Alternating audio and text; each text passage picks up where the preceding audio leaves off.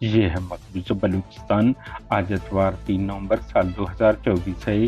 Balochistan today سے آج کی علاقائی خبروں کے ساتھ میں ہوں آپ کا میزبان الیاس بلوچ۔ ثانیہ مسلم طلباء سمیت دیگر تمام ہلاک افراد کے خاندانوں کے ساتھ اظہار یکجہتی کے لیے احتجاجی ریلی نکالی گئی، دھرنا دیا گیا۔ اب پاکستانی فورسز کے ہاتھوں سرکاری ملازم جبری لاپتہ، خضدار تربت اتھل میں طلباء کی بازیابی کے لیے ریلیاں نکالی گئیں، مظاہرہ کیا گیا۔ کوئٹہ پولیس اہلکار کے نجی سیل پر بروری پولیس عملے کا چھاپہ، 4 نوجوان بازیاب۔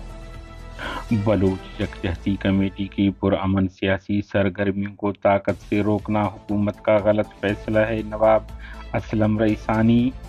اسلام آباد کو 24 گھنٹے کا وقت دیتے ہیں، جبری لاپتہ 10